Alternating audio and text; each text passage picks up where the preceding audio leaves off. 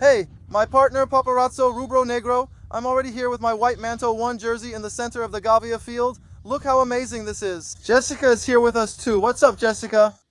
The White Manto 1 jersey is spectacular in the version without sponsorship. And with sponsorship, I'll show you here without sponsorship. You can put your name, add a number, put the name of any foreign player you want, put Jorginho's name, put whoever's name you want, Bruno Henrique. your name, right? My name then, it could be yours, and here you can see. There's even a phrase, right? You can have a great jersey with several different phrases. Yes. Have a personalized jersey. You can add whatever phrase you want, and you can also add a patch if you want. You can add the Libertadores patch because whoever has more has 4, right? I will. I unpaused. Look, I'm here with my jersey with a sponsor on it, and I put a special name on it, right? I put the name of our Jorginho, and there's the penalty mark here, right? No ball here, but the feed shows one. You can add Jorginho's name and do his penalty jump. Look, Jorginho's signature jump. There's no way. He's the man. That's Jorginho. That's Mango's White Manto 1 jersey.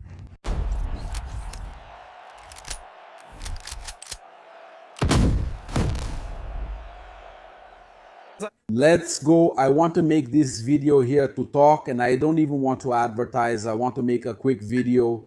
Today I'm going to call the orphan who's with Jessica over there in Gavia with the new jersey being launched. Today I want to talk here specifically about this issue of who benefits, who is the system, who is the systems team.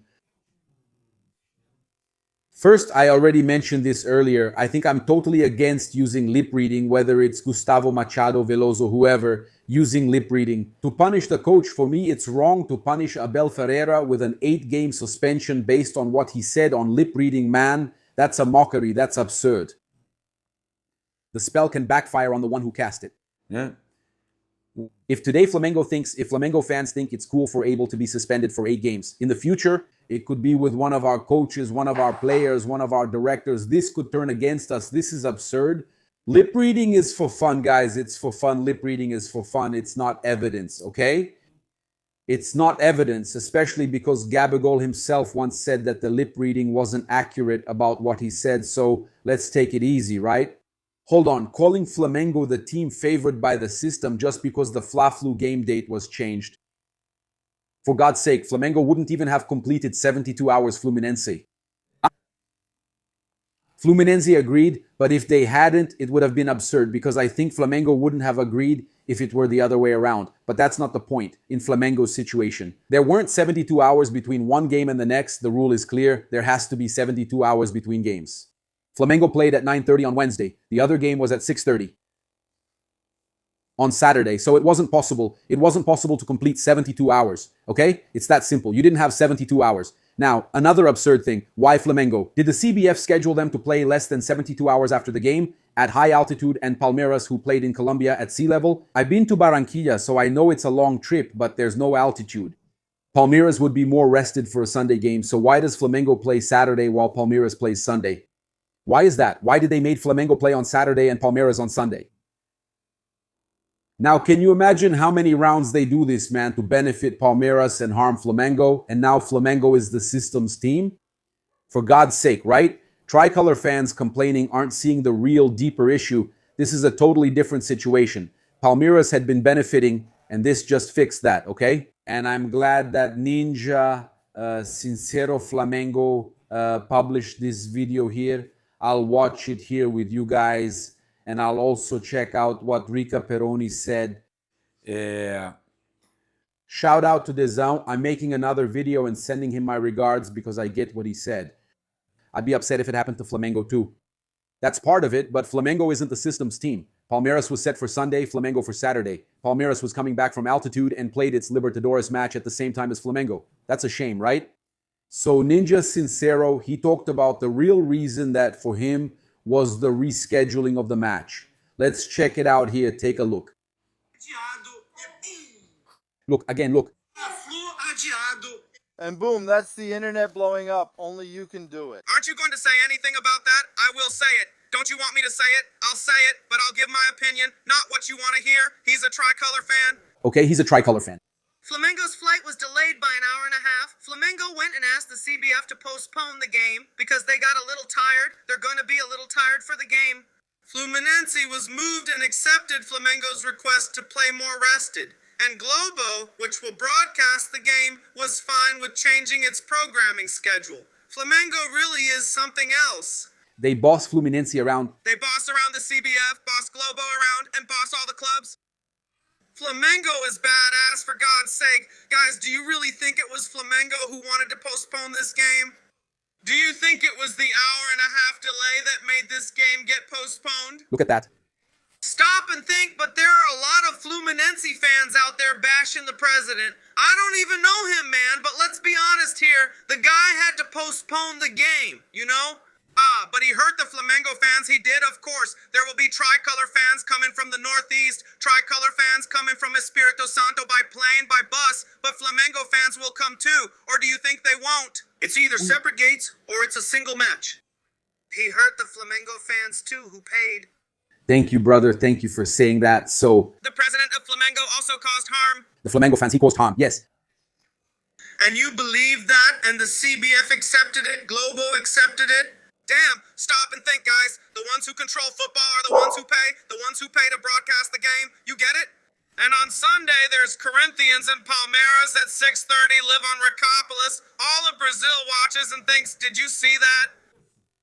You complain about Flamengo, the CBF, and Fluminense's management for accepting it, but nobody accepted anything. Whoever pays is in charge. Coringo Ninja, the honest one, is right. Whoever pays is in charge. Globo has the rights. It broadcasts. Record has the broadcast rights to the Corinthians Palmeiras derby. At the same time, on Sunday, 6:30, Corinthians and Palmeiras would be on. Do you really think Globo would let its game be on Saturday and lose the audience on Sunday? Tell me and see who it was. Who changed the league match, you know? Why did it change? I don't know. Will the clubs benefit? I don't know, but something's gonna happen for this game to have been postponed. Damn, stop and think. You guys are talking a bunch of nonsense, man. Stop and think. How long have you been in football, damn? Yeah, Ninja. I hadn't thought about it. You see, sometimes we think about certain things and man, we have them. Even Rica Peroni, right? I even reposted it here. Let me see if I can find it here. Peroni. Here it is, Rica Peroni. So Instagram isn't showing it when we search, huh? Man, was there some problem? Man, it was hard to find here. Let's go. I found it. It's there. And Sil. Rica Peroni, look here, there. Fla flew board off the field. Here's the thing. It's Flamengo's request there justifying that they were late and all. It would make some sense within a league environment where clubs work together with a not so tight schedule and all, but there's a catch in this story, which is the following. Fluminense may have an edge over Flamengo this weekend as they played Tuesday while Flamengo played Wednesday and also had their match delayed. Yes, so we could, if we didn't have any games next week. Damn, it's all right, isn't it? Fluminense is cool, but they play Wednesday and Flamengo plays Thursday in the Libertadores. What's up, bro? We're clearly making a move where one side is being favored and the other is being harmed. And naturally, Fluminense's fans are going to get pissed, like I'm being harmed to help Flamengo. It's not really about rivalry. The fans would say that in any situation because of the rivalry.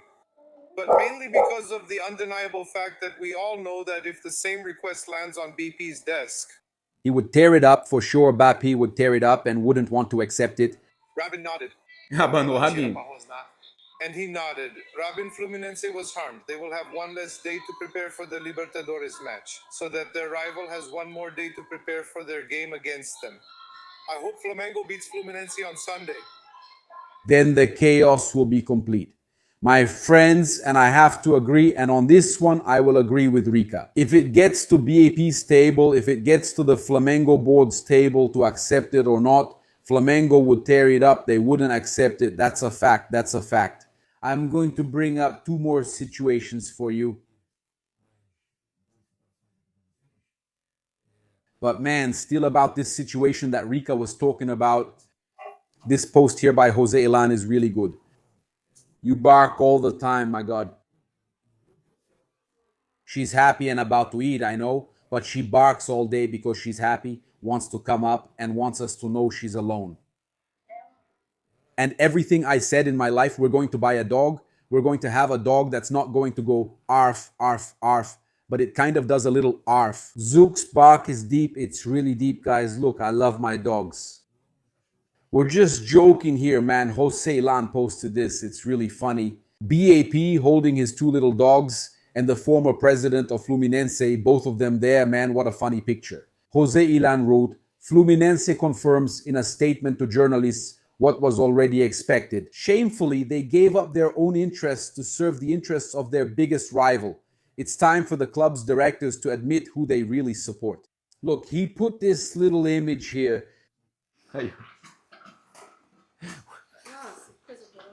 What a sight. Man, that's awesome. Bap holding the two little dogs there. The usual crowd, right? The usual crowd that's going to make fun of it. It's worth noting here that De La Cruz's situation has changed a lot at Flamengo. He should be much better utilized by Leonardo Jardim than even Felipe Luis. Why? Because what's happening is what I said at the beginning of the year, that Flamengo was going to set up the same approach they used with Arrascaeta, managing his minutes so he can have more time and better games, okay? You control one side, letting him have more freedom in some games. And De La Cruz had a great match. He came in really well. He's been playing well in the games he's participated in, and his involvement is going to increase. In fact, Leonardo Jardim said the following: today we can say that Nico played a good game, Bruno did too, and Evito Araujo as well. The team was also compact, and that's how it had to be. Regarding Nico, he's a box-to-box midfielder. He's very intelligent. He understands the dynamics of the game. He's an international player, and he'll definitely help us whenever he's called up. In fact, he's a player for the Uruguayan national team. And more, I want to say that regarding Nico de la Cruz, the information I got is that with the injury still, Sol hasn't come back, Jardim has a problem, Polgar has a problem. He should be used more and more. With managed minutes, obviously, but Jardim is positively impressed with him, and we should see more minutes for Nico de la Cruz. As we predicted earlier this year, what people thought was impossible is now happening. He's recovering, and that player that a lot of people thought should be traded because he was always injured, all that stuff, he's managing to recover slowly, little by little. He's doing things and he's recovering, and he's going to be very important for Flamengo. Look, Corinthians has entered the race with Grêmio, according to those in the know in football, for Everton Cebolinha. There's the situation that he can sign a pre-contract in the middle of the year and leave for free at the end of the year. This morning, the topic that's being talked about is Cebolinha at the moment. Possibly with Grêmio or Corinthians, so Grêmio and Corinthians are in the running. Corinthians is evaluating the players, studying the possibility, and opening talks already in the middle of the year. So the situation is this. Corinthians doesn't want to pay Flamengo, doesn't want to pay to buy. Corinthians wants to negotiate something, signing bonuses and so on. To get him at the end of the year, it's obvious that Corinthians wouldn't sign him from Flamengo. Corinthians would try to get him for free at the end of the year. That's what Corinthians wants to do. That's what Grêmio wants to do. These clubs will hardly want to pay an amount to bring it forward, so Flamengo will have to try to negotiate Cebolinha, bring in offers from outside for Cebolinha. Football, the information I got is that Turkish football is interested in Cebolinha, but we have to see if the player would accept. Grêmio and Corinthians are trying to sign him in Brazil for free without paying Flamengo up front. And there are some clubs in Turkey interested in Cebolinha, and there are also Arab clubs interested in Cebolinha. And we might see Cebolinha leaving in the middle of the year so Flamengo can secure some money. Interesting. Something to recover part of what they spent at the time when they signed him from Benfica, so Flamengo doesn't end up with a big loss. So Flamengo will do everything to prevent Cebolinha from going to Grêmio or Corinthians. Flamengo doing this, negotiating his move to clubs in Arabia or Turkey, which are countries that have teams interested in Cebolinha. And besides not letting him strengthen Corinthians and Grêmio, Flamengo at least guarantees some money to release him in the middle of the year. What would you do? Would you sell Cebolinha to clubs in Turkey or Arabia and also try to prevent him from playing in Brazil? So I invite you to comment and let us know here. I want to invite you to subscribe to the channel, turn on notifications by clicking the bell, drop a like on the video, and also check out our sponsors in the pinned comment, Caravana do Haroldo and Company. And now I'm going to call our friend Gabriel Orfo and Jessica over there in Gavia with Flamengo's new white jersey. What do you have to tell us, Gabriel? Well, Papa, since I'm here with Jessica on the Gavia field with our white jersey, I'd like to bring the news of a birthday. It's the news of the birthday of a Mengao idol, a multi-champion captain. Jessica, whose birthday is it today? Our midfielder? Our Everton Ribeiro is turning 37 this Friday. He was one of those responsible for the glories that Flamengo had in this recent era. Everton Ribeiro, he came to raise the standard of Flamengo's signings. He was Flamengo's first big signing around that time. He brought us many gifts. Gifts from Everton Ribeiro's family. Besides Marilia, we have Toto and Guto. Toto is a Flamengo fan. So much of a Flamengo fan that he even received the title of honorary member of Flamengo. So, Everton Ribeiro, who was, I don't know if it was my video, but his announcement was here at Gavia, from that guy who says, "What's up, Everton Ribeiro? What's up, Everton Ribeiro?" We already knew more would come from there. More would come, yeah? So happy birthday to our Everton Ribeiro. Special for the whole family too. That's it. We're here with the second jersey. Wait, not the second jersey, sorry. The first white jersey. White jersey, Gabriel? You have to get used to it, right? Or first jersey if you want. The second jersey was retired. The white primary jersey, it's a spectacle. And hey, Fla-Flu Sunday, right? Sunday. They're crying a lot over there, but it's on Sunday. So, but it's on Sunday. Here it was Sunday, then it changed to Saturday. Now it's back to Sunday. And you can't miss it because we're also going to have a very special coverage of this. For sure. And in the last games between Flamengo and Fluminense, Flamengo played in red and black. But nothing stops Flamengo from debuting this jersey. Nothing. Not this jersey. Which actually came to show that the number one jersey belongs to the nation. So, we play at home. every game, every game. I was in Cusco just now, and Mengo's fans were there, as always. Flamengo is never the away team. Flamengo always plays at home. We're always the hosts, right? Always. For me, Flamengo is always the home team. It sounds like a joke, but it's really true. We travel to every game. We already give you full coverage. We can speak from experience, right, Gabriel? Everywhere we go, it's a party for Flamengo fans. It's true. No. Outside Brazil too. Outside Brazil too, so... I mean, I don't think I've ever seen a club like Flamengo. I'm not just saying that as a fan, but I've never seen a club that, like, anywhere you go, it's on another level. We have so many fans together. It's another level. And look, Flamengo could even play a little game here, right? Look at that. Look at that. A game. Go on, go on. I want to see Jorginho's little jump. Where is it? I already did it in this video. Wait a minute. I don't know if I'm good at this. Oh my God. My God. I hope this video doesn't get to Jorginho. Here's the Gavia field, everyone. When did Flamengo's pro team last play here?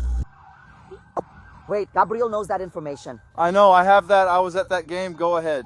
Flamengo and Madureira, a training match during the break for the 2019 Copa America. It was the first time Jorge Jesus coached Flamengo. Gabriel was here for the famous game on the other side. The famous game of what? Our game of It's Okay. He was an important figure. He always respected Flamengo, but we can't forget about Tamao Arão. Tamao Arão? You didn't want me to mention him here, did you? No, oh no, send him a hug. Arão. No, I won't discuss him. Dad, big hug, Arão, but I won't talk about him here. No, a hug for Arão and a hug for Dad, right? A hug for Dad, we're with you? Dad, we're with you. The jersey looks amazing. You have to respect it. This is Mengão.